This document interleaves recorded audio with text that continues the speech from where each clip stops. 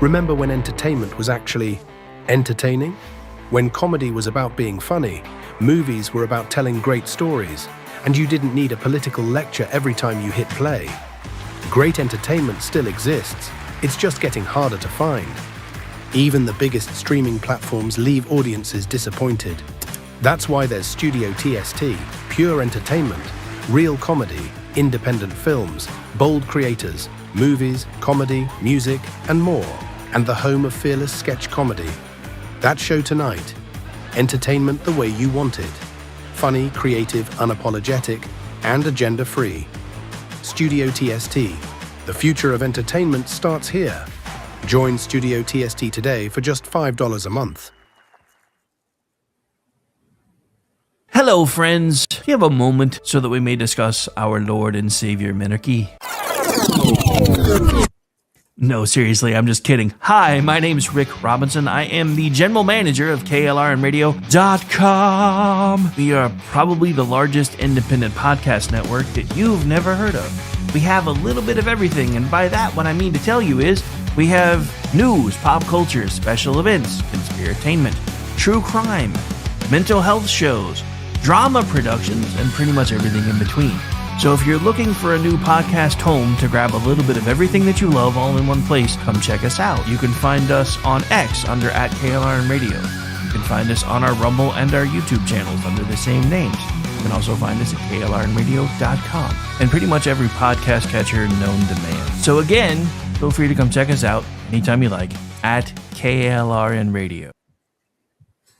Hi, everyone. This is JJ, the co-founder of Good Pods. If you haven't heard of it yet, Good Pods is like Goodreads or Instagram, but for podcasts. It's new, it's social, it's different, and it's growing really fast. There are more than 2 million podcasts, and we know that it is impossible to figure out what to listen to. On Good Pods, you follow your friends and podcasters to see what they like. That is the #1 way to discover new shows and episodes. You can find Good Pods on the web or download the app. Happy listening. KLRN Radio has advertising rates available. We have rates to fit almost any budget. Contact us at advertising@klrnradio.com.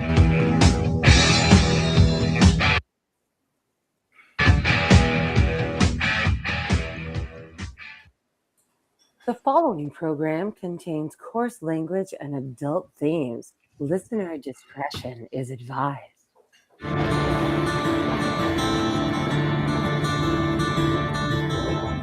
3:30 in the morning, not a soul in sight. The city's looking like a ghost town on a moonlit summer night. Raindrops on the windshield, there's a storm moving in.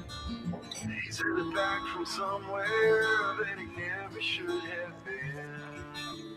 And up from the road.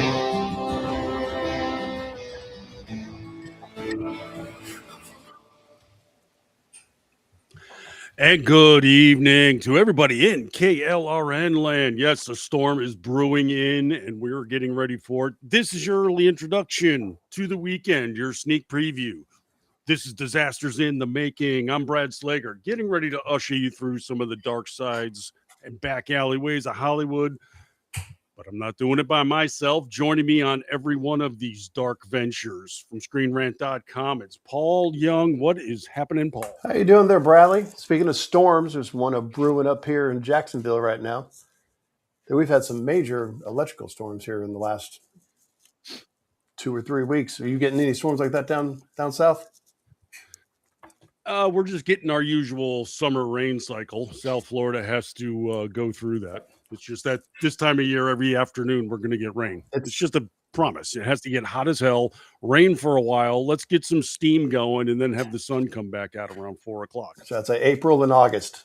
April showers bring me flowers, but August will soak you to the bone. Now we just got the typical nonsense. It's hot as hell, and then look at that, it's going to rain. Because we don't have enough humidity here. Let's have some more. So I know. It was rather fitting, though. I saw precipitation here, and it was rather nice as a tie-in for our venture tonight. Well, we should have done Hard Rain, but I like that movie. Didn't we do that already? I want to say that was one of our first. I'm sure we efforts. have. You know, what is this? We're going on year number 7. 2000 July Something like that. July of 2019 was our first one We've been at this. Yes. for a hot minute or two. So we've covered half a dozen films or so, I think, in that amount of time. Yes, and I might even dare say we've covered this one 6 years ago, even though it's a brand new 2026 movie. What I mean by that is it's damn derivative, but what are you going to do It was super derivative, bro. when it's like when it's this kind of content? Well, just to explain it, it's summertime, so Paul and I just wrapped up our Mount Rushmore of bad movies that we were themed with this summer. Coming hot off of that, why don't we just do a continuation of what the other summer tradition that took place a week or so ago, Shark Week. Shark Week. Look, bro, I found this movie. I bet you if I was to go through our text messages and look at these, because Brad and I talk on text quite a bit. And I think when I said, hey, let's talk about Thrash, you might have thought I was referring to that skater movie. Yes. Initially, or maybe it was a documentary on a heavy metal group. I brought this up to you April 14th of this year. I brought this movie to your attention April 14th. So, 4 months ago? Almost to the day? This movie hit my radar. And I'm like, there's a shark movie, and it looks absolutely terrible. We need to cover this. And then we just put it on the back burner, and it just sweltered. Yeah, you have to understand something, though. Paul and I, with our proclivity for this type of cinema, we have no shortage of shark-themed ventures. I mean, it seems like every other month you or I will come up with a new one that just come out. Oh, my God, have you seen this one? Have you checked this one out? Oh, look what's on the horizon now. I even had a joke the other night. I was in the tavern and got a buddy that works there that's also into bad movies, and we're always trading titles and such. So he said, what's coming up? And I was like, oh, we've got Shark Week. It's going to be tough coming up with a title, though. And he says, really? You can't find a shark movie? I was like, no, it's the other way around. Which damn shark movie are we going to pick? I know. On any given year, I think there's probably a dozen or so that come out every year of this nature. There's sharks, and they suck. There's Jurassic Shark. I know we covered that one. Jurassic Shark, Noah Shark. Remember that one? The Noah's Ark with the shark flying about. Sand Shark. There's 6 Sharknado movies, which we're a fan of the Sharknado films. That they are near and dear to us. In fact, have you? I'm pretty sure I sent you the trailer for it, but have you seen Water Park Shark yet? Where the sharks get into the water park? Mention that. It's by Anthony Ferrante, and he did all 6 Sharknado movies. And here's the weird part: it's co-written by a guy named Daniel Levin, not friend of the show Thunder Levin. And I can't find out if they're brothers or if they're related. I can't figure it out. Maybe it's a screen name of his. No, it's a completely different person. I'm looking at pictures of him. Yeah, that is always our challenge. If we ever have to settle on a shark film, that doesn't even come close to solving our problem. In fact, it probably creates more. They call them shark exploitation movies. Sure they do. Sharkploitation, which is fantastic. No, it's a whole series of movies in Wikipedia. They start back in 1950, sharkploitation films, and there are, holy cow! I'm scrolling and scrolling. I can't even count this many. There are a lot here, bro. And it just keeps going. Now, when the Asylum came out and realized that they can make movies, it was easy to capitalize on sharks. I guess maybe AI does sharks or CG does sharks really well. But here's one: Shark-and-Saw Women's Prison Massacre. I want to see that. Do you not want to see that? Yes, I do. Shark-and-Saw. Absolutely. That's a fantastic play on words, son. Mm-hmm. The Shark-and-Saw Women's Prison Massacre. Oh, it's got saw one a few years ago. Tracy Lords. Tracy Lords. Sharks. Oh, there you go. Yeah, sharks had infected the canals of Venice. Was a good one. Piranha And sharks. I think there's been sharks in space. There's megalodons have been rejuvenated. I'm all There's about hybrids. avalanche sharks, ghost sharks, sharks who are ghosts, Of course. super sharks, Gotta have those. swamp sharks, shark night, sharktopus, sharktopus versus whale wolf. Whale wolf. That's a Roger Corman Saw joint, that one. bud. Look, Roger Corman. I saw man. that one. That's that's a sci-fi venture with Corman at the helm. Absolutely. And It's the sharks get around too, bro. You got Spring Break shark, shark in Venice, Jaws in Japan, sharks in Malibu. They don't just sticking around in one spot. They get frequent swimmer miles. Yes, Sharkenstein. What is that? Wow. Yes. Come on now. But we love a shark films. Christmas shark venture. No, was there a Christmas shark movie? Of course there was. Why am I even asking it that way? He had a Santa hat on the dorsal fin. Holy heck, that's awesome. Oh, sky sharks. We got sharks in the sky, Ouija sharks, sharks of the corn. I think we watched the trailer for that where it's like children of the corn of sharks. Wow. Look, it was a toss up between this movie Thrash and the Devil's Mouth. Have you watched that on Prime yet? I've watched both of these now. I can safely say I saw the trailers, and that is exactly what I'm talking about too. Like when we do this, you threw Thrash at me, and I was thinking it was that one on Prime, and I was like, oh, pick one, because I was in such a furor this week. It's like whatever you pick is not going to be a failure, so go for it. Well, it was either going to be that or Cocaine Shark, which was a parody of Cocaine Bear. It came out in 2023, but it was Japanese, so clearly that was on the level on the table. Yeah, I was talking with somebody on Twitter a couple of months ago about that one. I was like, wait, is this absolutely real? And then they sent me a trailer, and we were DMing each other back and forth a little bit. It's somebody that's, I think, in the industry, but, like sub-level, and they're like, oh, no, this is real, and it's coming out, it's promoted. And it's like, I'm on it. So, yeah, this is a topic that is both, exciting and maddening for us. Well, Jaws started it, right? Like, 1978, or is it 79? 75. Jaws 2 was 78. It started the whole process, and then people just tried to capitalize on it, including Jaws. The Jaws franchise tried to capitalize on it and never really found the same. Well, I love that. The Yeah, because after that, basically Jaws built the summer blockbuster. It caused, because of that, summer beforehand had always been regarded as kind of just a downturn for Hollywood. It wasn't regarded as fertile time, so they would just either dump movies or put them in theaters and forget about them for a while. Jaws comes out, and literally the term blockbuster was made because people were lining up around the block to watch this film, and nobody had seen this before. And that is literally what the term means.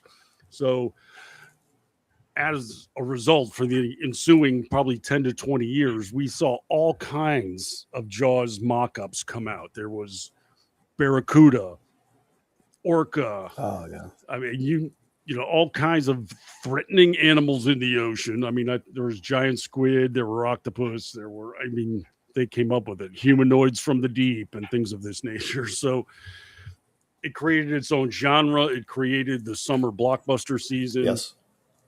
And Hollywood altered forever ever since this movie came out. Which is why I like Megalodon so much, because it got back to the blockbuster version of the shark that we had grown to love.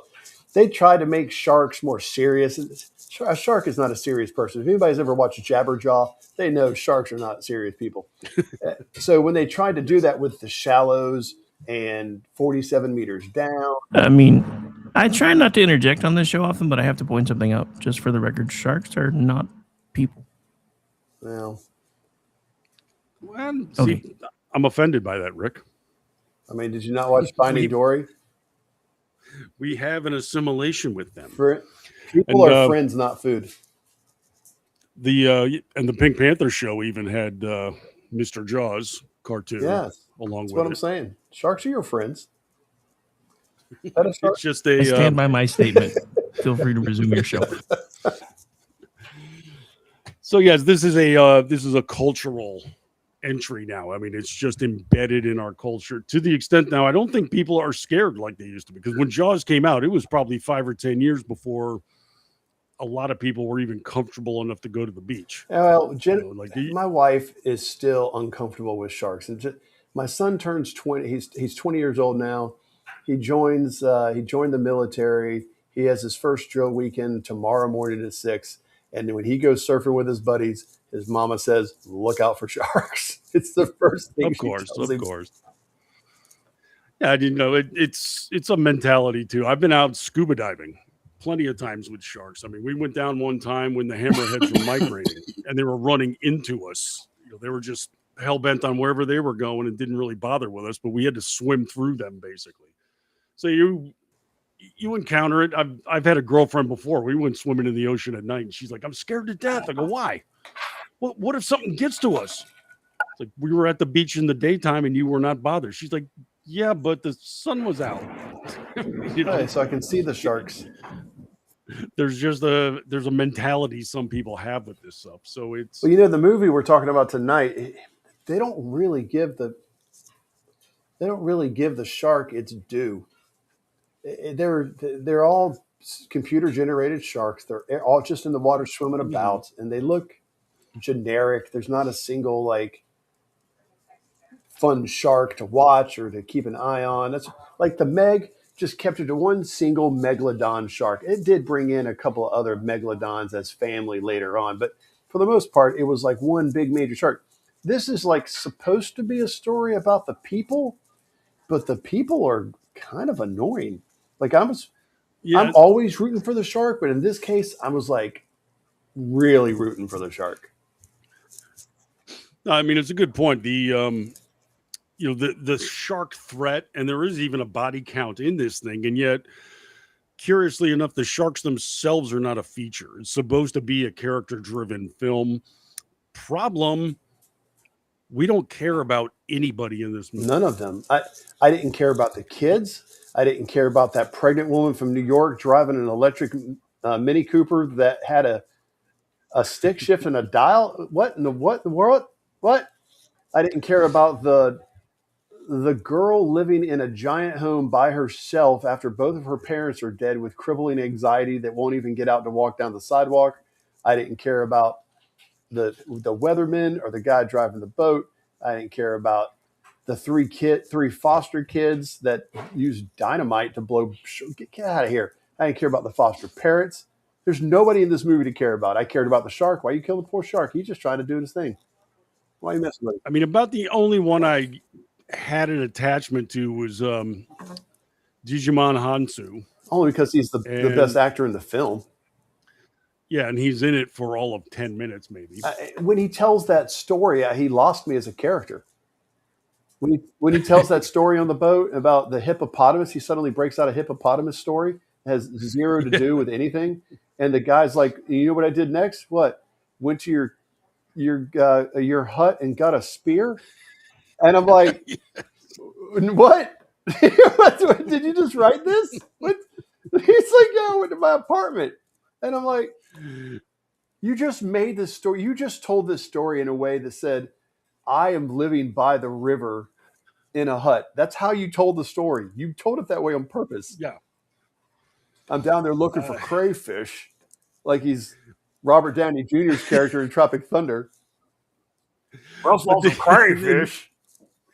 What? This is a common theme throughout the film, is that they can't keep, they come up with an element that might work, and then they completely undermine said element at the same time. Botch it and entirely. It's just, and I guess it's all on the writer director. He wrote and directed this movie, Tommy Wirkola. He's what is right. he? No, he's not Australian. He's Norwegian, right? Right. Yeah, he is somewhat of a name because of his Nazi zombie movie called Dead Snow. Have you watched it? I want to say like half of it. Because I was like watching on a plane or something. It's like, oh, I'm going to get back to it, and then never did. but decently done for what it is. This was 5 years or so ago when zombies were everywhere, and he came up with a good one. Yes. Uh-oh. Paul has just informed us that they had a complete blackout where he's at. Uh-oh. I wondered what happened. I was like, wait a minute. I just got him on the phone, actually. So Nice. you try to call in on the phone? I was gonna say if he can shoot me his number, I can call. We can try to connect that way. Indeed. So you'll have to hang up with me so you can call back with me.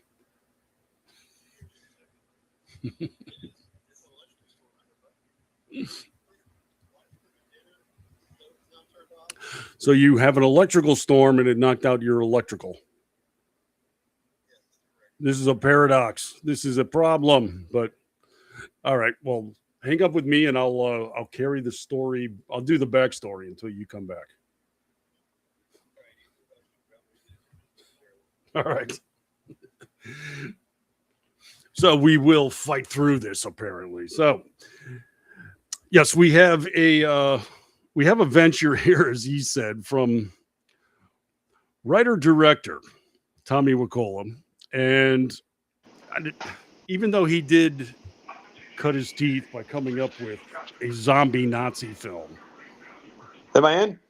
This seems a step down. There you go. Yeah, you're in. I'm on my phone. This is probably the best you're going to be able to get. I'm using my earbuds on my phone. You actually sound a little better. Oh, well, thanks a lot for that, Brad. I'm working by candlelight here. Bless the lightning gods. How about that? Well, I'm glad I charged my phone. I'm at 81%. Mine's at 20. So yeah, I'm just talking about how Wacola is somehow taking a step down here. He got a decent budget from Sony, 9 hours, but they don't have a film they think is releasable apparently. So Sony ends up selling the rights of their completed shark movie to Netflix. And then Netflix decides not to even put this in theaters. And they shouldn't. Look, I liked Dead Snow. Dead Snow 2 was kind of dumb, but I liked Dead Snow. So I was really hoping he would have done something with this, because Dead Snow was pretty original in my opinion with his idea and execution. And then he has botched this. He took everything he didn't know and tried to write about it. That's what he did. Yeah. He doesn't know anything about hurricanes, sharks, boats, apparently people, and sure doesn't know anything about South Carolinians, people from South Carolina. Well, I think here is a little bit of the problem. We have a Norwegian who is writing about a tropical storm on the east coast of America and decides to film the entire enterprise in Australia. Yeah, Melbourne. They filmed the whole thing in Melbourne. Now, I will give them some credit for how they depicted the building sinking. So they built this huge self-contained, it's held 1 million liters, but get out of here with the king's metrics. I need to know what the standards are. But it built this huge bucket essentially, and built all of the props inside of it and then filled it with water. And all of the buildings were designed to slowly sink instead of raising the water level up. Which I think is pretty good. Okay. I will give them some more credit for keeping the sets pretty tight. They needed to keep them tight. The kids spend most of their time in the kitchen on the counter, for no reason. But everybody stays inside of a building. He didn't waste a lot of money going around town filming in multiple locations and that kind of stuff. So I'll give him some credit on that. Visually, the movie's pretty decent, truthfully. Yeah, I mean, there's, plenty of CGI. You got to, wade through a lot of that, no pun intended. But even so, it wasn't horrible. And you get, these claustrophobic scenes, yes, but they tend to work. The logic, though, is where the problem comes into play. So he would have done much better to have maybe some American technical advisors who'd actually been through a hurricane. But hey, Maybe. we're dealing with a shark movie. You're basically going to be derivative no matter what you do, but you and I have already done this movie, like I implied. Hurricane comes in, floods a town, a killer menace floods into the municipal areas. This is exactly the movie Crawl that we did. It is. And I liked Crawl. Look, I know Crawl. Yes, I did I know too. Crawl's kind of a dumb film, so to speak, right?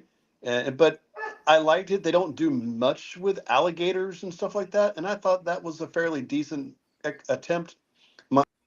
I remember Eric and I, my daughter, we went to go see that movie in the theaters, and we had an absolute blast. It was fun. It was fake. It made sense because the alligators had a big nest. It made sense. This doesn't make sense.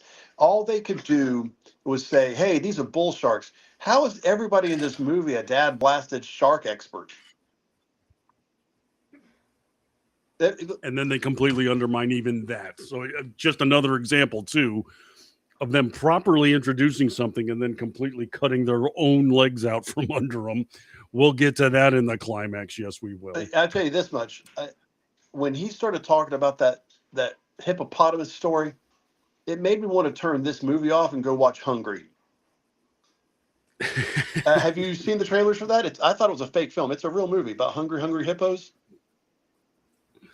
I haven't seen that yet. I've heard it, being made and coming out, but I have not. Seen the evidence. It's on Prime for $5.99.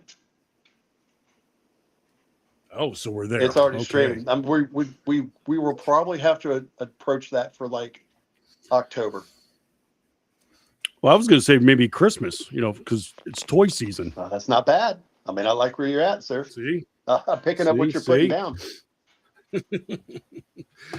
So, yes, that is the premise of this movie. A hurricane comes bearing down on the Carolina shoreline, north, south, we're not sure, because they only show the hurricane on radar offshore, and it could go either way. But the town floods, the sharks come in, and the gentry has to deal with them. That's it. And somehow they managed to take that little straightforward plot line and screw it up. And it's not a hard plot line. Look at I'm not banging on the story, right? The idea for the story is a big hurricane is coming ashore. It brings a storm surge. Okay, that's all familiar stuff. That happens. I mean, Andrew devastated most of Homestead because of it, and then Katrina absolutely devastated Louisiana because the storm surge. So that's a thing. That's a thing that happens. So I get that, and you're okay. I'm with you so far. All right, you want to introduce a shark element? All right, maybe introduce one or two sharks. Instead, you go, hey, I've never seen them travel in boats like this. So here's a bunch of sharks. They're just everywhere, and then suddenly nowhere. They are everywhere, and then when the pregnant lady starts giving birth underwater, we'll get to that. When she starts, and there's blood, she's swimming in blood. These other people are just like standing in their kitchen in knee-deep water, and a bull shark just starts ripping them apart. But she's swimming in placenta, and the sharks just don't come at it at all. Get out of here. Just get out of here. You can't even play by your own rules. Well, we have a number of close calls, as we'll cover too. But only for the strong female woman, pregnant New Yorker type. This lady's like, I've never seen a hurricane. I don't know what to do in a hurricane. Lady, Hurricane Sandy came up there and obliterated New York. You have seen hurricanes. You're not that far inland. Yeah. Yes, but it takes absolutely zero time to grasp that we are not in the hands of a deft individual when the movie begins with a title card that explains to us how climate change is causing hurricane season to swell by 250%. Since 1980. But let's just completely ignore the fact that last year there were 0 major hurricane landfalls. 0. Yes. Well, how about this? I mean, Paul and I, living in the peninsula that we do, are very familiar with hurricanes. So we have at our disposal, research and data and historical records. it has been shown that over the last century, there is no appreciable increase in the amount or the intensity of hurricanes. No. It's you look at the graph and the spikes go up and down on a year-to-year basis. One year, Florida got slammed, I think, like 6 times. Al Gore was out there promising this is just going to continue on every single year because of warming. Right. The next year, nothing hit Florida whatsoever, which by his estimation should mean global warming was over. My favorite thing is when people tell me, the Earth's foundations and the structure and the way it looks was formed by huge storms over the course of millions of years. And you're like, okay, so the storms of this, well, we've never seen them this intense. You're telling me they were intense enough to form the continents, but they're not intense enough now to level set. Stop it. Just stop. Well, I mean, just a few years ago, they kept promising, the water's heating up. We're going to get them all the time. We didn't have a named hurricane until almost September. Yeah. Like the entire month of July, there weren't any named storms, not even tropical storms. Now it's going to be bad this year. I think we're going to get. I'm predicting at least 4, if not 5, major storms making landfall along the East Coast somewhere. I'm not a weather person, but I watch one on TV. And yeah, but I mean, look at it this way: we're already into August. We've barely had any. Well, they've been in the Gulf, in the Pacific, headed out towards Mexico area. But we've had a lot of sand coming out the Sahara, and it's been really hot. So the first 2 or 3 storms are going to be super intense, and then they'll, like normal, they'll just die down because all that warm water out of the Gulf and the Atlantic has been sucked up into the sky, and that Sahara sand makes things worse. And we didn't have that much sand last year. Counterpoint. This is they're saying that this is one of the more severe El Nino years, and those generally tamp down hurricane activity because the upper level winds are much stronger and shear everything off. So basically what Paul and I are saying, the opening title card is full of crap.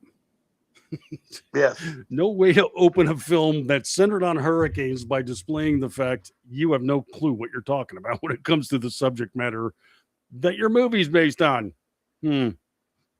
Well, that's not a good start. But from there, we get the audio montage of weather reports.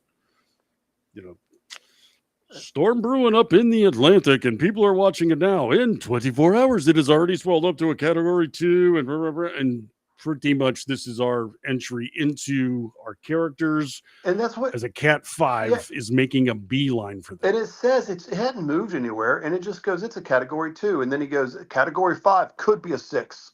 If there was a Category 6, this would be it. Oh. All right. So, there's no such thing. Didn't we cover a Mel Gibson movie that was about he was like trying to rob a bank in a hurricane or fight some people? No, it was the one down in Puerto Rico. Yeah. Yeah, and the entire thing took place in an apartment complex in a hospital. One floor of a hospital. That's right. I forget what was that called. Oh yeah, what the hell was it? It was like Aggie and I talk about it all the time too. Hurricane Rush. It was like Tidal Surge or something like that. Something I mean, it was yeah, and I think they shot it in like 11 days. Like I remember it was like they came down there and Mel Gibson worked like 4 days in order to get on the poster and collect the check. They shot in 2 locations and kept telling us there's a hurricane. It was about the way it worked. But this one's not much better. We, as Paul and I said, we get a group of people that we absolutely just don't care about. These are not vibrant individuals. The main star, I guess, and this is only more out of insistence than actuality, is Dakota. Oh, no, I'm sorry. That's not her. Lisa. She's pregnant. She drives a Mini Cooper. She works at a meat packing plant, even though she keeps telling us repeatedly she's from New York. And yeah, she's a vegan. And she's one of those ones that she's going to tell you she's a vegan. So I'm a vegan sure. and an atheist. So that's just, well, good job. Okay. I'm going to tell you How what's about Pilates? Are you doing that too? Oh my gosh. I take vitamins. But she's somewhat of the focus of things, but kind of not really. We also then cut to a great big house in which a teenager by the name of Dakota lives. She's sullen. She doesn't say a lot. She wakes up in the morning and her kitchen is loaded with food that she never put in the refrigerator, like a half a gallon of milk, and others are sitting out. And look, I'm not trying to downplay mental health here because it is 100% a thing. Goodness gracious, bro! I can see my whole front yard when this lightning hits. I can see my whole front yard. It's not even raining; it's just lightning, and it's lighting up everything, and it's close. I'm gonna have sharks come through my window. Well, I hope we can wrap up the show before that happens. So I'm not going to downplay this girl's mental Or wait, health. hang on. If we don't wrap up the show before it happens, please make sure your camera's on. It'll help the ratings. Oh, like that golfer. Yeah.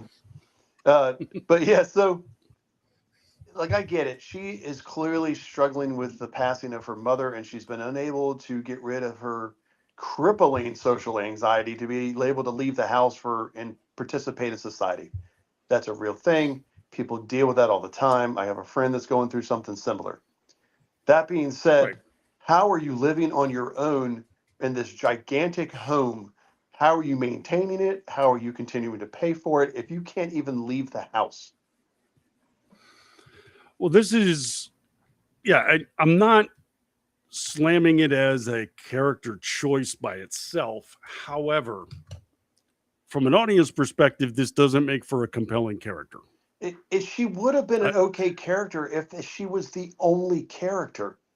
And she had to overcome, and they filmed it with just like her trying to get to her uncle.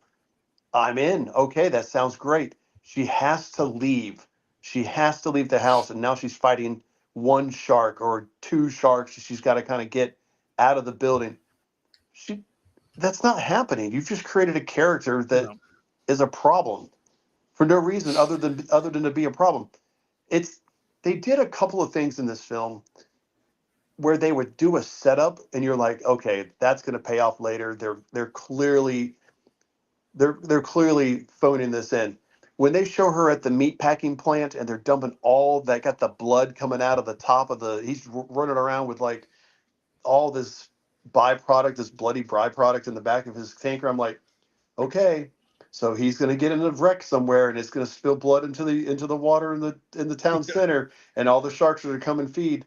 Nope, no payoff. They even pierced the truck. No blood came out of it. Sharks showed up anyway. Okay. No, Paul, we're going to address that because apparently you missed a detail. Oh, well, and then and for her, she's watching this video of her and her mom when she was a little girl, showing her how to shoot a Nerf dart gun. I'm like, oh, this is going to come back into play, and it kind of did. But her mom said something specific, and they never addressed that specific thing again. And she just shoots a shark in the head with a spear gun out of water, which doesn't work, by the way, because it's not designed to. Well, I just say that I dare say that we just saw Chekhov's Nerf gun. Literally, because she's sullen and depressed. She tries to order food and they're telling her, girl, there's a storm coming. We're closed. Like, what about the grocery store? And she tries to go to the grocery store and that fails because she's got agoraphobia. And then somebody says, hey, you got to get out of here. If you need a ride out, we'll take you. No, I'll be fine.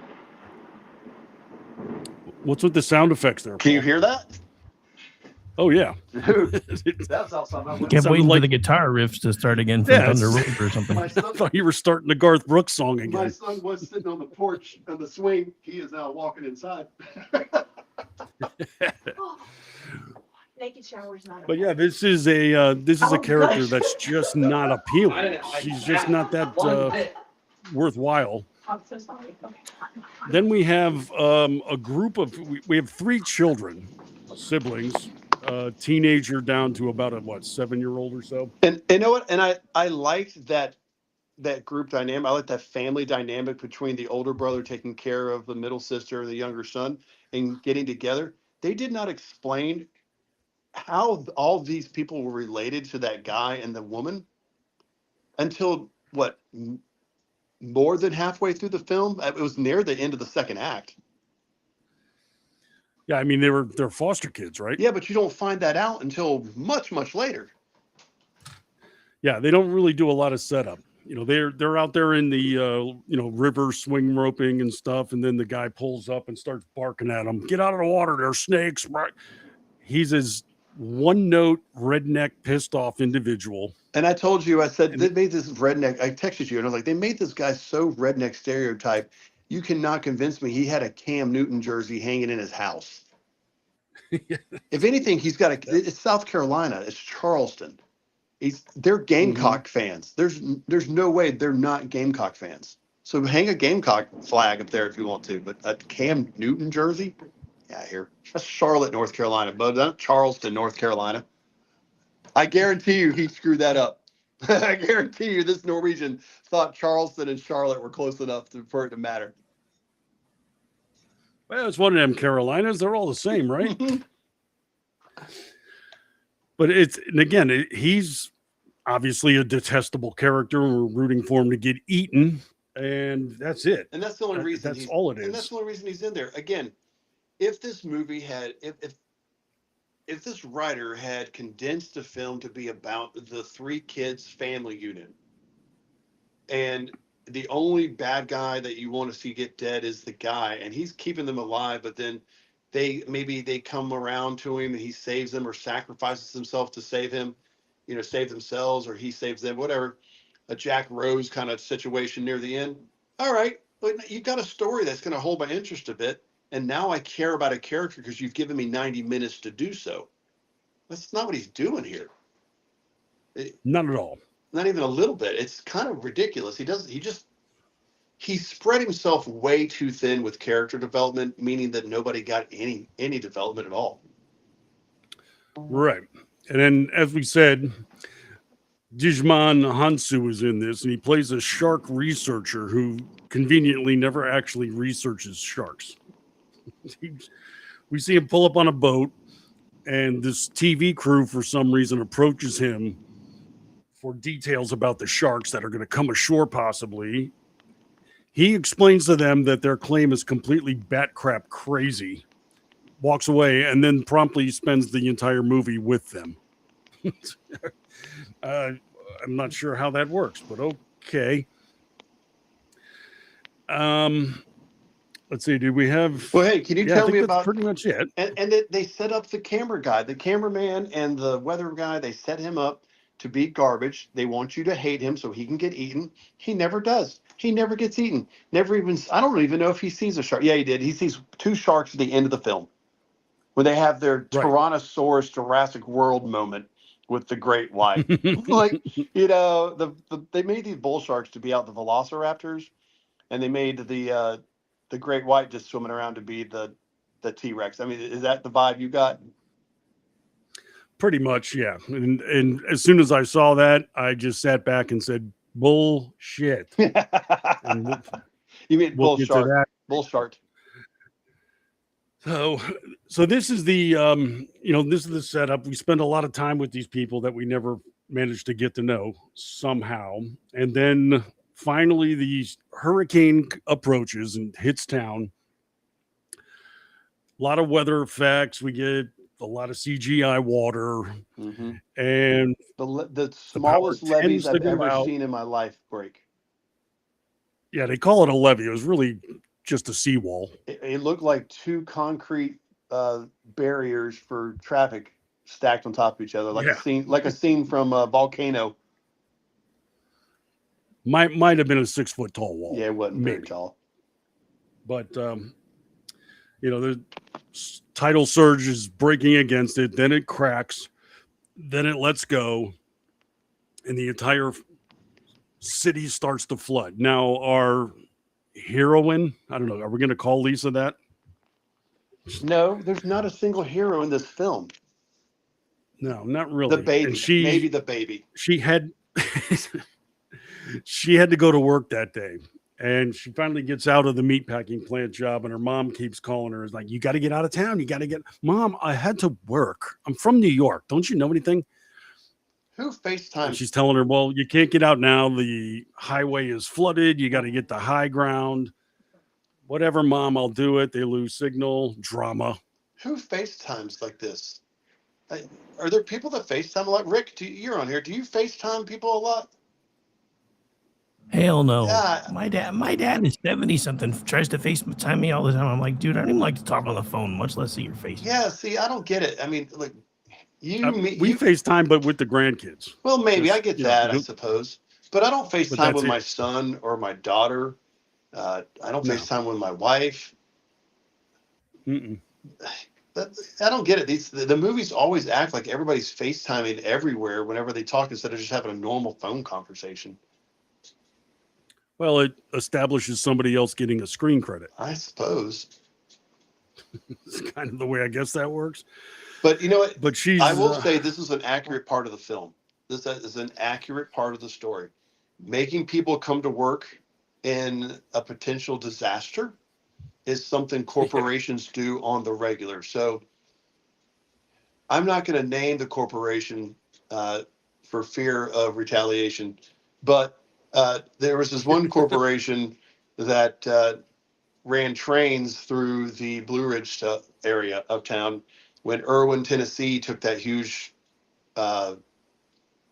hurricane hit last year before, 2024, and it annihilated most of that area.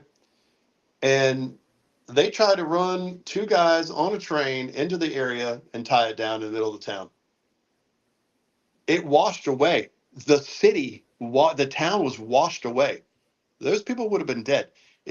All they care about really is about getting something moved and getting something done or getting that one last thing. They're not actually doing the work themselves. And we had to tell those people, no, we're not doing that. We're leaving them right where they're at, where they're safe at a hotel. We are not taking them and putting them in harm's way.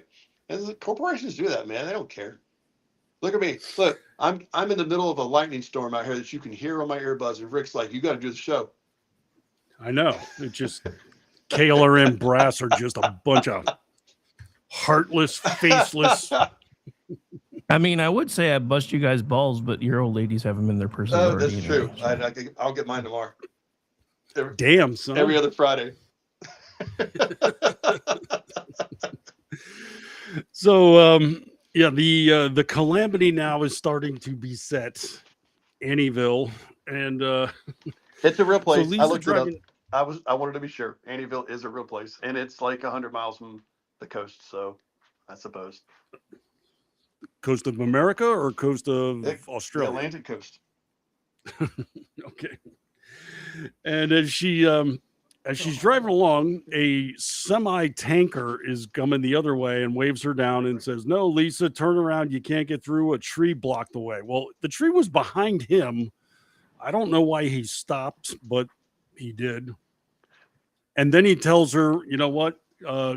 Go for it. You could squeeze through because you're driving a Mini Cooper. That's not a real car." She was trying to push that Mini Cooper through the branches, and he didn't want to go through it with his. I'm like, she's gunning that thing, and I'm like, what are you doing? Yeah, she's in a Mini Cooper. She's not getting through anything. Okay, this is not a 4-wheel drive F-150. I mean, she's in a Mini Cooper, and she gets stuck on a branch. But he's like looking out the windshield and sees the incoming flood of water that's pouring into town. I don't understand his logic here, where he's like, you know what, I'm going to go for it. Yeah, I'm just. So where was he trying to he go? throws it into gear, gasses up, and starts charging with his semi at the flood of water coming at him. Where was he trying to go? Was he trying to go up the ramp to like get on the interstate? No clue. I have no clue. Now, again, I've said Paul and I have the luxury of been through a number of hurricanes ourselves. I know for a fact that when you're in very windy and heavy rain conditions, people generally drive with their windows up. Okay, look, I was going to bring this up because this bothered me more than life itself. This was terrible. Everybody had their windows down. Why? It's raining. It's raining. He's got them down in the truck. She's got it down in the Mini Cooper, to the extent. Well, we'll get to that in just a moment. But as they're driving, and there's wind and floodwater pouring in through the window. Okay, I guess first hurricane, you got to learn your lesson. She's from New York, after all. So he's driving forward and gets caught up in the floodwaters. Shocker. And then amazingly, the floodwaters catch up to her and start sweeping her down the road. But I will say this: there was a camera angle that was kind of cool. They had a camera on a gimbal attached to her car while she was floating through the water. Yeah, that was pretty cool. Like I said, I'm not mad at the innovations with filming and special effects. I mean, I thought they did pretty well with that, the authors. It was just kind of cool as the car's bobbing and swaying. The camera's locked onto her the whole time, and you see it move with her. And it was kind of a cool effect. So she gets swept down a street, and then we cut back to the tanker as it gets caught in the floodwater that he tried to drive into. And it jackknifes and starts getting swept back into the downtown area. And then the tank is impaled on a big statue. Yeah. But here's the thing. The water moves his truck to the point so violently that it can slam it against the statue. That Mini Cooper weighs about as much as that tire, his front driving tire. And it just, and the water never comes in the car until the window is smashed. And it just gently rocks her down the street like a rowboat. Yeah. I mean, she's floating along like she's a bobber, really. Looked like she was fishing almost. She didn't look like she was in peril at all. But while she's, again, floating and bobbing down this street, her window is down. It's like, girl, just roll it up and you're going to keep water out of your car. I'm trying to help you here. It's what I do. But she gets along, starts heading towards a tree. She manages to duck just as a very long branch gets sent through the windshield, out the back window, and it pins her into the car. Now, this was a magic branch. Magic branch. Because it was a spear when it hit her window. It was a web after it was done. It grew another branch after striking her window.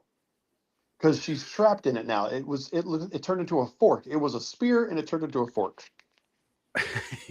So it's had to be at least 8 or 10 feet long, goes through the windshield and the back window, like I said, but then there was a branch fork in the middle of it, and it goes right around her waist, and she's pinned in the seat and can't get out. Now she's stuck as the water is rising in her car. Drama. Meanwhile, back at the semi-tanker, it has become impaled on the statue, and now the tanker has split right in the middle, folding in half.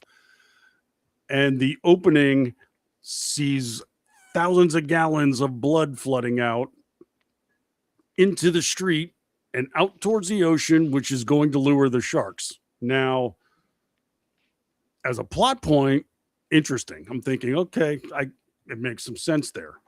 But as it opens up, crane shot from above, and it slowly pans down the street to watch as the red cascades down the street out towards the ocean to lure the sharks. Bullcrap. Is that what the highest order? Did I blink or something? I don't remember that part of it at all. I just thought it impaled, and then the next thing I know, there's a bull shark on his leg in the cab. Well, this was the justification. It's luring them in. Here's the problem. That would never happen because the floodwater is going in the exact opposite direction to the extent it pushed the semi, as well as the wind. So there would be no way for the blood to travel half a mile down the road to the ocean area when that's where all the water is pouring in from. Sorry, physics. But if anything, your blood is going to show about 2 miles inland.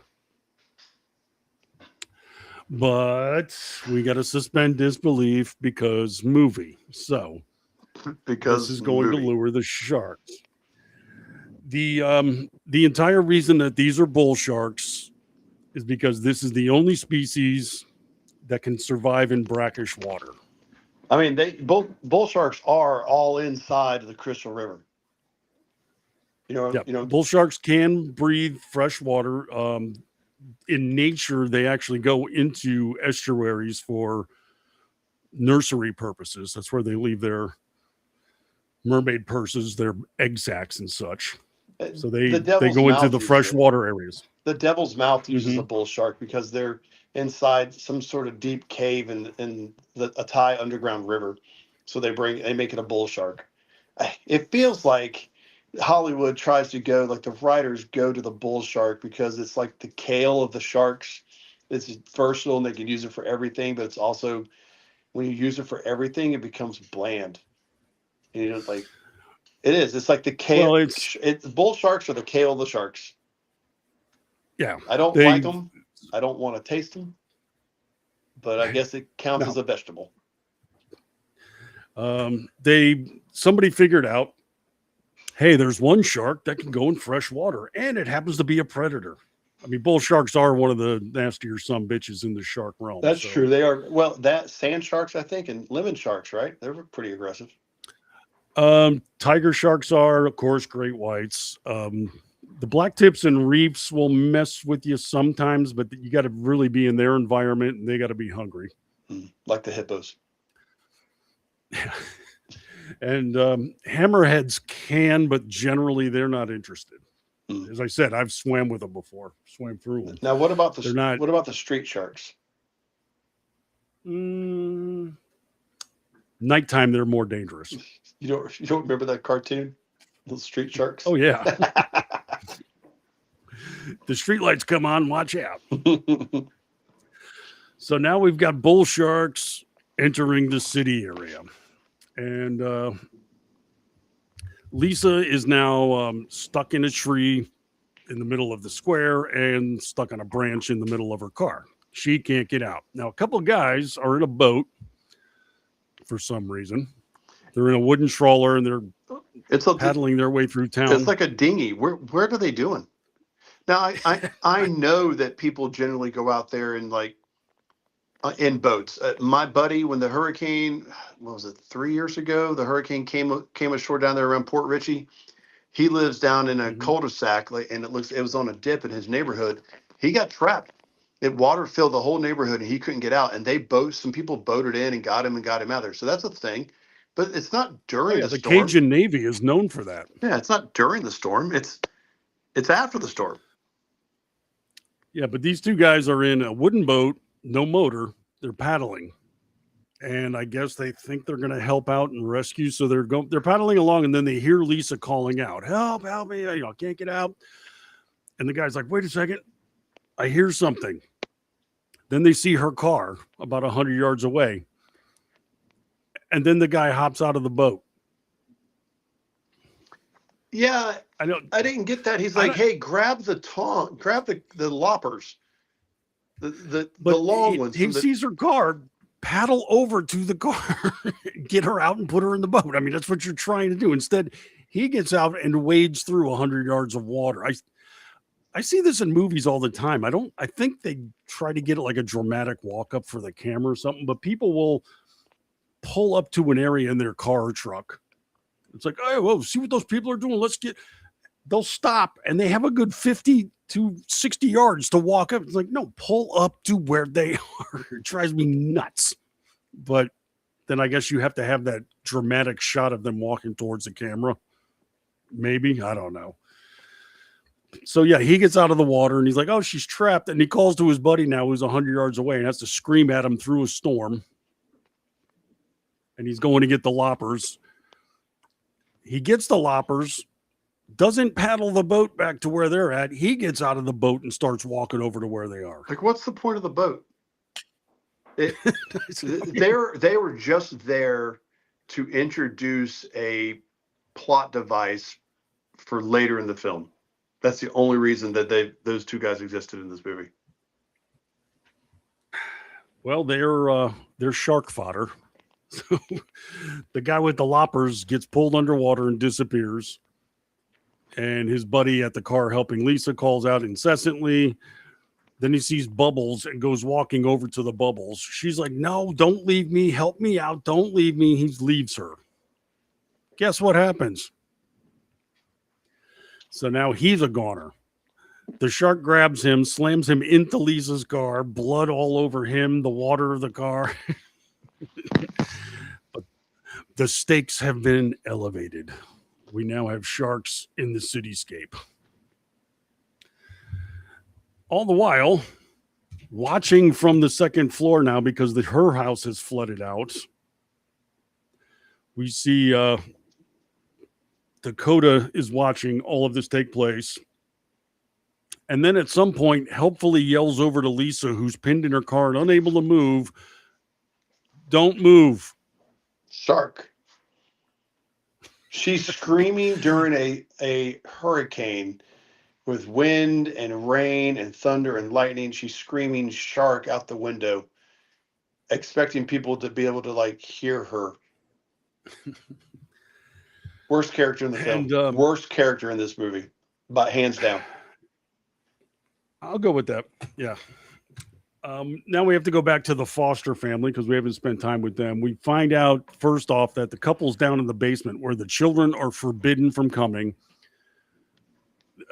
Their house is like, I don't know, like not typical redneck, but just, middle class, country-ish, blah, blah, blah. But then down in the basement, everything's state of the art. Yeah, it's up. They're like upper lower class or lower, very lower middle class. But the basement is tricked out. It's like they got a nice gun rack. They got a beautiful fridge stocked up with food that the kids aren't allowed to have, and it's comfortable down there. And they're getting their mail delivered to the basement. And we come to find out that the only reason they have foster kids is to cash the government checks that come along with them. And one of the girls comes down. They're hungry. You're forbidden to be here. And she's like, what's that? Steaks? We're starving. Can we have some? And they throw her a loaf of bread. Get back upstairs. Yeah, and I will say that they were accurate on the he must have researched how much you get for a foster kid because $1,500 is exactly what you would get for 3 children. It's $500 a kid per month. Mm-hmm. Well, apparently that $1,500 buys a lot of guns. They've got about an arsenal stacked up on the wall and locked up, and they're not good people. Let's just say it. They're harsh rednecks and not good. No, they're not. And here's the weird part is my sister has fostered, my best friend has fostered. I know plenty of people that I work with who fostered. They don't just hand kids out to randos. There's there is a huge process you have to go through, and yeah, they got to vet the people, right? Sure, yeah, and these people would never have passed that muster. The house would not have passed, and they would not have passed. And those kids would have the ability to complain because there would be welfare checks.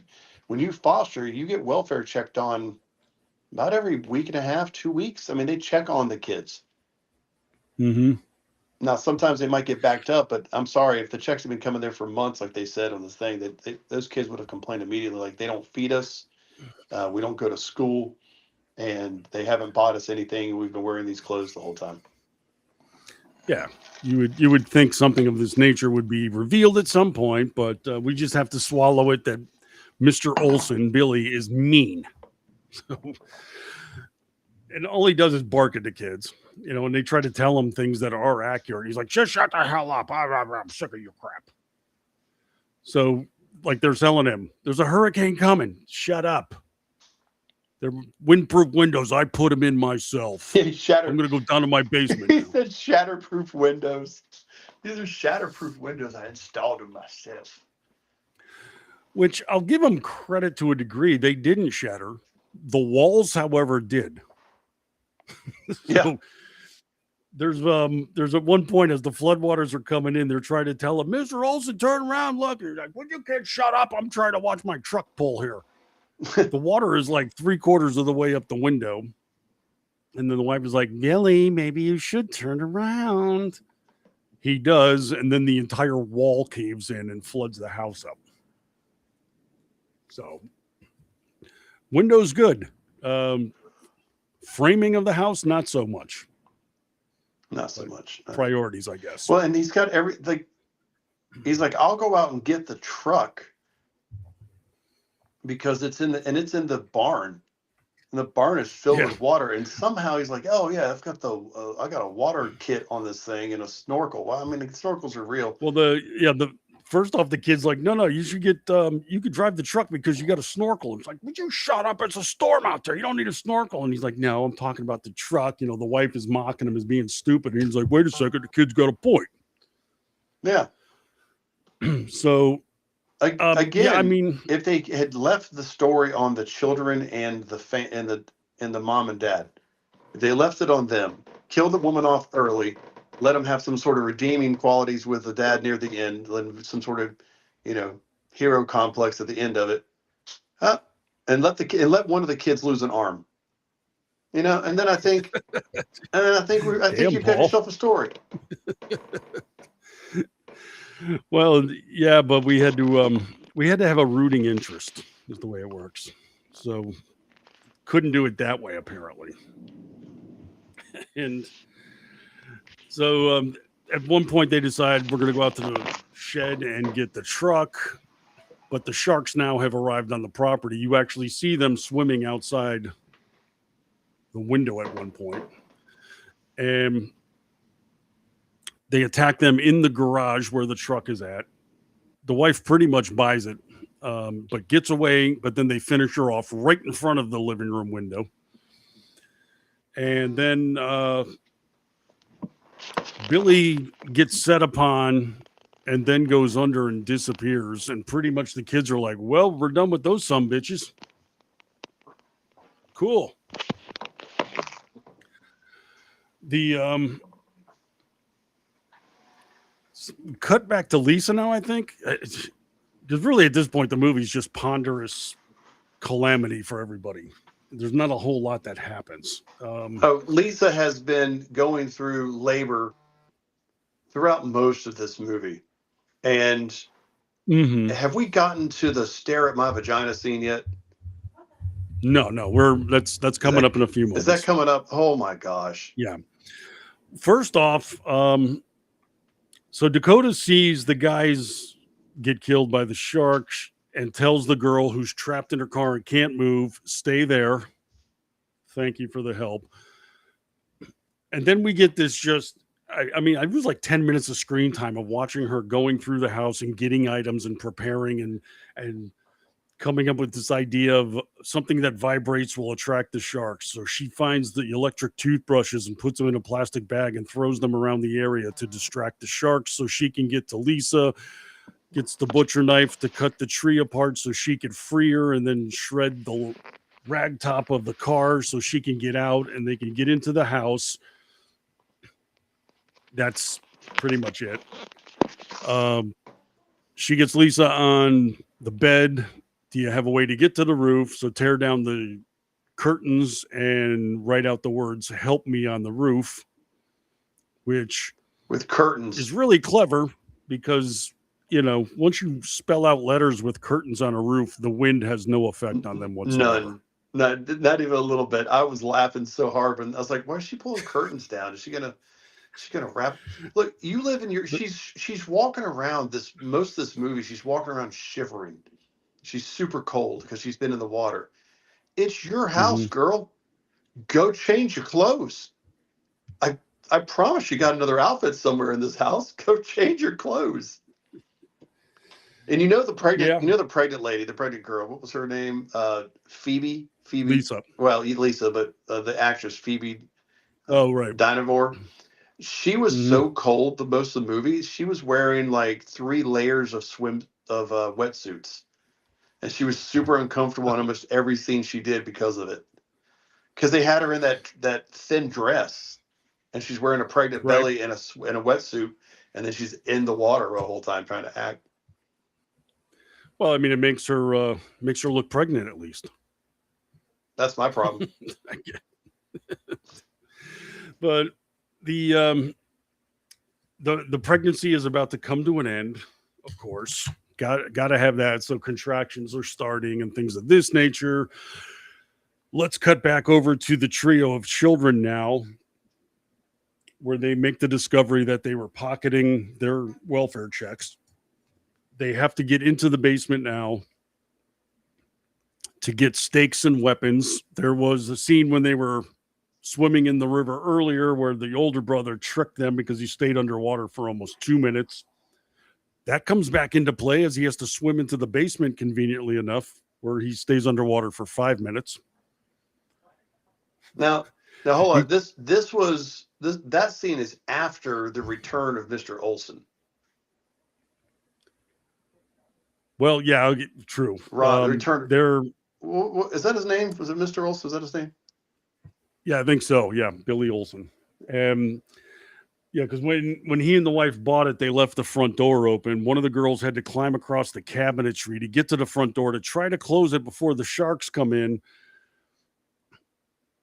Again, I haven't been in a flooded house scenario, full disclosure, but had she just hopped off the counter to the door and then closed it, 3 to 5 second effort maybe.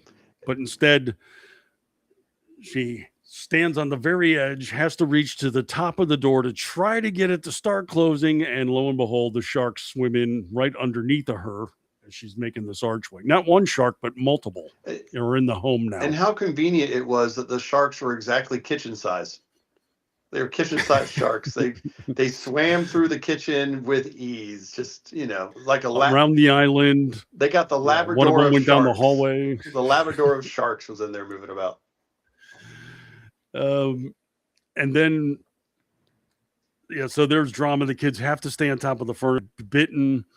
They start ragging on Billy Olson. Then, oh, screw Mr. Olson. I'm glad he's dead, right? And then look what happens. He pops up out of the water.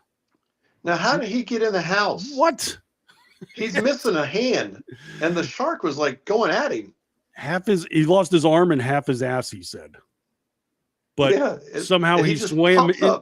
He swam into the house and around the kitchen island to where the kids were at, and then popped up out of the water. And no one saw him. The sharks didn't see him. The kids didn't hear him or see him swim up. They pull him back up onto the dining room table with them, and then arguments start up, and then it's like, boy, I'll still take care of you, even though I only got one arm. It's like, really, we're still having a pissing contest. You're like the dismembered knight, and you're still pissed off. It's just a flesh wound. And he's about to lay into the kid, but then the older sister comes up and kicks him square in the head, knocks him back in the water. He's like, damn, you hit me in the head. And then finally the sharks take care of him. And finish him off for good. Or did they? Dum, dum, dum. It was a pretty cool effect, though. Like, the camera was right down at the water line. You see him splashing, and then red blood comes up every now and then. It was like, okay, they finished him off, but good. And while they're distracted, then the older brother swims into the basement. Tries to get a couple underwater the whole time, by the way. Tries to get a couple weapons off. They're locked up. Goes to the fridge, grabs a couple steaks. Then his sweater gets caught on a hook. Then a shark comes swimming down into the basement. Now, I will say that I enjoyed the sweater conclusion. The sweater comes into play more than once. He keeps getting hung up on it. And I'm like, this is is he stuck on this stupid sweater again? It was like the second or third time. And he actually makes the comment, I hate the sweater. I thought, okay, all right, you got me. That's funny. I think that's a good payoff. I like the setup, and I enjoyed the payoff on that. Yeah, but we just, have to buy into one of those Hollywood moments where he's got like 5 or 10 minutes of holding his breath. So he sees the shark and he has to hide behind a bin, and then he pushes a paint can and distracts the shark on this side while he swims around the other. Meanwhile, he pauses and grabs a wet box that he finds and his other stuff, and then he swims back up and he just makes it back onto the table. Now remind me, I'm not a physics expert, but remind me again, do paint cans sink if they've got air in them? Yeah, well, they never uncapped this one, so we don't know how full it was. So I'll buy into it because it didn't plunge down. It kind of drifted a little bit and then landed firmly enough to make a noise. So yeah, trust me, in this movie, that was one of the least things I'd nitpick about. I'm going to ask Sherman Williams. I think that's what he's here for. Yes. Dear Mr. Sherman Williams. Send him a clip of the movie and say, how valid is this? And then you'll promptly be blocked from their account. But he does make it up, and they open the dry box since he couldn't get to the weapons. Geez, what did they get inside? Dynamite, of course. And it says dynamite on every stick. On every single stick. It says dynamite. This dude is keeping dynamite. He's got what? There's probably 24 sticks there. It's like a cigar humidor for him. Filled with dynamite. Now, again, full disclosure, I haven't been in a hurricane situation where the bottom floor of my house is flooded up, so I can't be hypercritical here, but they concoct a plan that they're going to wrap the dynamite in a steak, feed it to the shark, and blow him up. Okay, I'm on board with this to a degree. I'm not mad at the idea.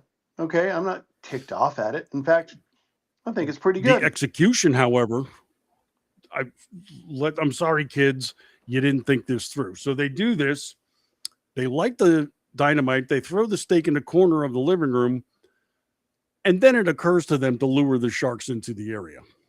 But it's while the fuse is burning. Why would you throw it into the corner of the house? You're about to blow up the house. Just throw it outside. And then cause it's wrapped in meat. Yeah. Throw other meat around it.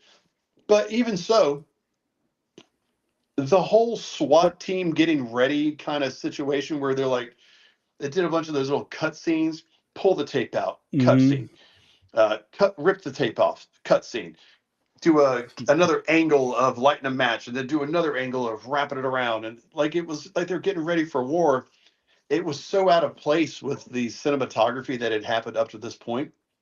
Like, it made zero sense. Yeah, I mean, I think that was supposed to be played for comedy, maybe, but yeah. You haven't been comedic this entire film. Like, not even there hasn't been anything comedic related. Not intentionally. But so this is their plan. They throw it, lit dynamite, corner of the room. No sharks are present. I think that would have to be step one. Have the shark, then throw the bait to him. But and then while the fuse is going, they kind of look around and are like, oh, wait a second. Sharks need vibration. So the three of them jump in the water and start thrashing around about 4 feet away from a lit stick of dynamite. Why couldn't you just take stuff and throw it over there? Why do you have to go over there personally and thrash about? Oh, I get it, because of the name of the movie. And again, I'd wait for the shark to be around before I threw the damn thing. But so then the shark arrives. Then they have to get away from the shark. But then the shark is chasing them to the table away from the dynamite. This fuse had to have been 7 feet long. Yeah, it was the slowest burning fuse. The only fuse I've seen burn slower are those ones they light inside of those coal mine videos in Pakistan or Kakistan or whatever. Yeah. You ever seen them where the dude lights the fuse and then walks for like 2 minutes out of the mine? And I'm like, that is that's a slow burner fuse. I mean, the only one slower is the one in the opening credits of Mission Impossible TV show. It's still going. But eventually they get to the area where they have a sofa they could hide behind. A shark does go over and finally eat the steak and manages to do so just as the fuse goes off. Blood and guts and smoke and everything else around the area while these kids are safely behind a sofa about 10 feet away from the explosion. Sure they are. Sure they are. But they're all covered in blood now, and they're high-fiving and cheering. And they're, okay, that's it. And they decide to leave. And then the little one sees the keys on the table, where the hell they came from. I thought they were in the truck. Did the guy swim in and say, "Let me get these keys out of my pocket"? Apparently so. So they make their way to the garage, and they're going to start the truck. The two kids are on the hood of the truck for some reason. And then they pull out. I mean, this is basically the end of the film. But then they do a crane shot, and we see that every single throughout the neighborhood, the water level's up to almost the peak of every roof.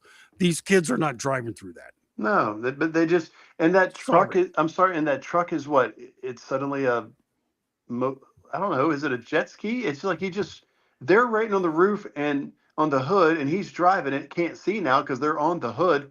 Why wouldn't you get in the vehicle? Yeah, I'm completely unclear about all of that. We haven't even talked about the underwater berth. Again, no, we're getting to that now. Again, it was another one of those premonitions, right? It was one of those foreshadowings, because the mom at the beginning of the film is FaceTiming her daughter, and she's like, Marcy's daughter, she had her baby in a pool. You should think about having your baby in a pool. It could be in a hospital, but just do it in a pool. It's really natural that way. Yes, you need an underwater berth. No, Mom, I'll be in a hospital. They do that in the hospital. And I'm just like, I said to myself, well, she's going to give birth in the water with the sharks around, and there's going to be a placenta scene. That's what's happening. Mom is pushing that a bit too hard. We didn't even talk about the scene where she's like, you have to tell me whether I'm getting how close I am to having this baby. I'm going to hike my legs up, and she's telling this to the other girl. I know we're in the house now, and contractions are starting, and she's, I guess, crowning, and tells Dakota, "You got to tell me how much I'm dilated." Yeah, she goes, "Well, I have to do what?" He goes, "You have to stare at my private parts and tell me in inches how big I am." First off, I understand that you think that we're all using that we're all too stupid to use the King's English, but the King's math is what we use here when it comes to determine how dilated a woman's cervix is. It's not the medical field goes by centimeters, not inches. But we don't even need measurement here, because she's like, just look at it and tell me how much. Okay, how about using your fingers? Just get an approximation, then you hold your hand up and show it to her. I think that would work. Hand her a mirror. I mean, something.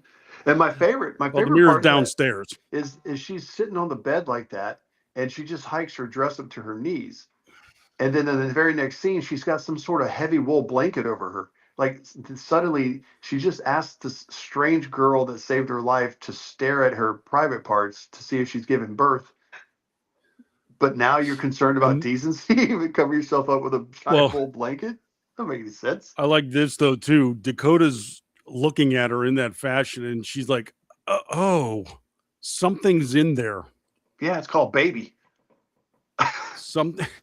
She's looking at her dilated vulva and is surprised to see there's something inside the pregnant woman. Yes. Yeah, this girl does need to get out. I don't care if she has agoraphobia. But so now there's determinations that she has to get Lisa out of the house. And so she is going to embark on getting across the roadway, I think, to acquire a boat that the two dead guys left behind. Toothbrushes are going off and attracting the sharks as she does this. Meanwhile, the water level's rising to the second floor of the house, and Lisa's bed is proceeding to float up to the ceiling. Drama. Which that was actually a pretty cool scene, because the bedpost kept the bed from smushing her up against the ceiling. So, I mean, kudos for the development there. Dakota's uncle, meanwhile, with the camera crew, has acquired a Zodiac. They've been trying to drive into the city to rescue her without any kind of navigational aid. They find a street sign that says that the city is 100 miles away in a Zodiac.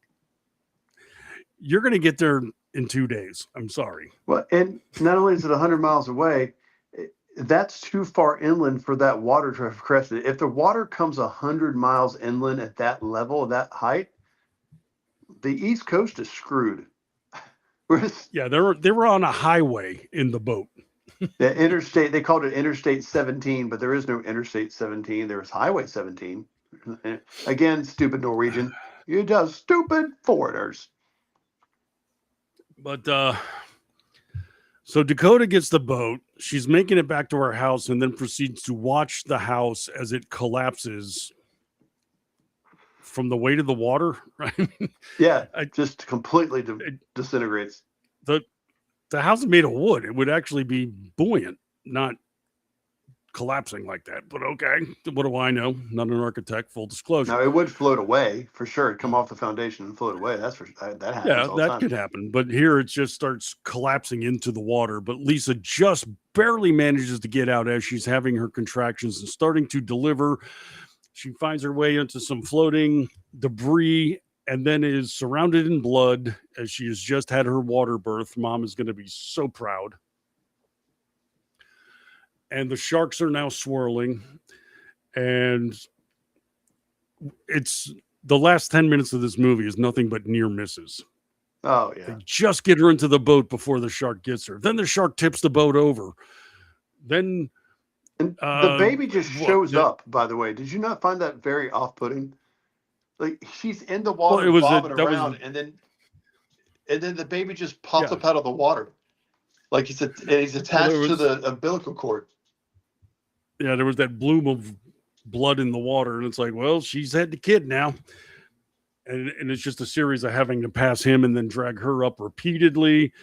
At one point, a shark is just about to get her, but we have the call back with the gun because Dakota has gotten a spear gun and she manages to hit one in the head just before getting Lisa. Did you figure out where the spear gun came from?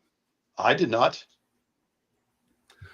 No, when she was in the boat, she was at the one building. Remember, she had grabbed it and tried to pull it through the window and it got stuck, and then she snaked it through and then threw it in the boat. They did feature that at one point. Oh, did they? I missed it then.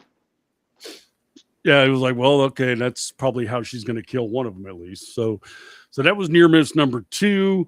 And then the two of them get to a point where they're both somewhat safe with the baby, and they see her uncle's boat come up. They had found a SWAT truck and have now electrical charges they could throw out to dispel the sharks just before getting the girls.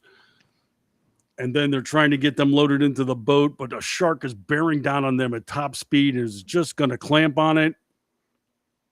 And then a great white lunges out of the water and grabs the bull shark and prevents it from getting the girls. Because that happened. Of which I have to say bull crap now, because great white sharks are one of those that do not survive in fresh water. Mm-mm. Now, I know this was a storm surge and it's the ocean pushing through and such, but still, that had to have been a 15-footer in 6 feet of water in an urban setting and lunges out of the water like by 10 feet. Sorry, I've seen enough episodes of Air Jaws to know that only happens when they surge from deep underwater to hit a seal. You clearly don't recall the episode of Happy Days then. I clearly do not. Where the Fonz ski jumps over a shark.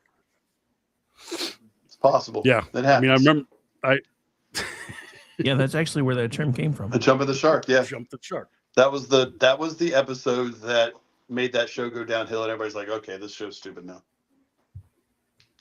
It jumped the shark. But yeah, they pull him on board. Everybody, that we supposedly care about survives, hugs. Lisa borrows a phone, calls up mom. Here's your grandson. He was born underwater. You can shut up now. And then supposedly the stinger at the end of this movie is we cut back to the weather laboratory One of the guys is writing in a journal, and an alarm goes off, and he looks up.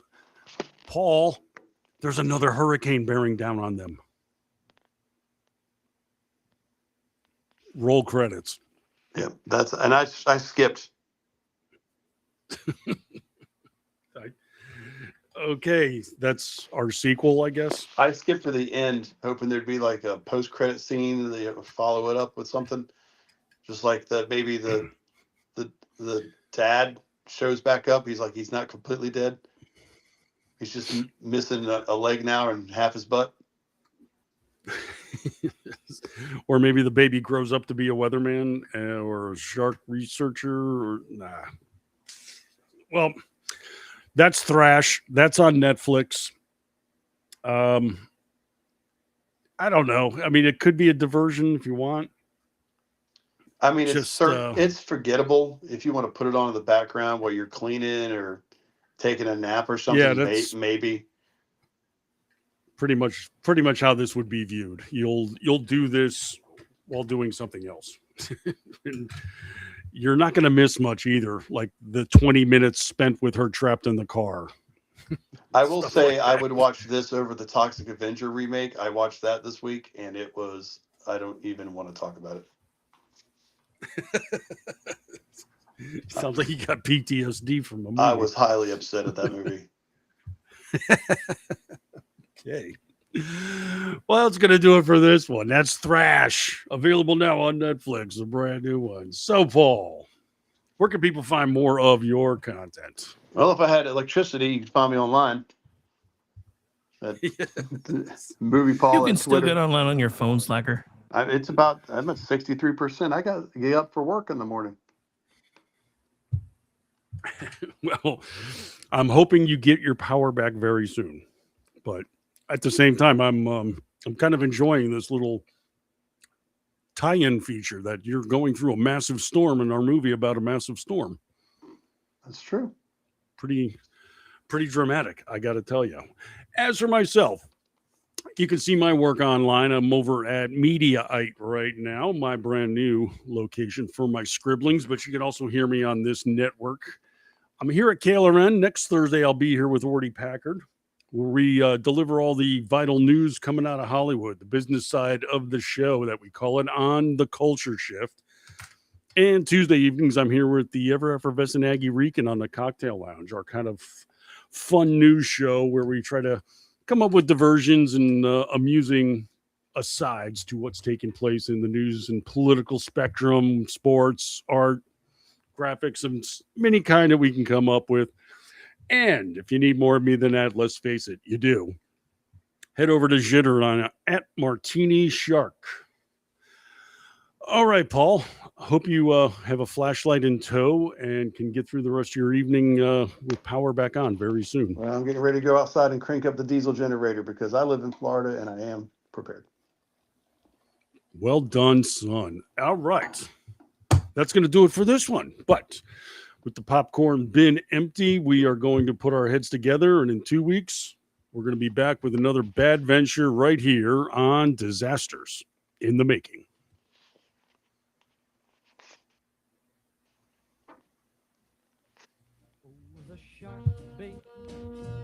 Has such a teeth there, and it shows them pearly white.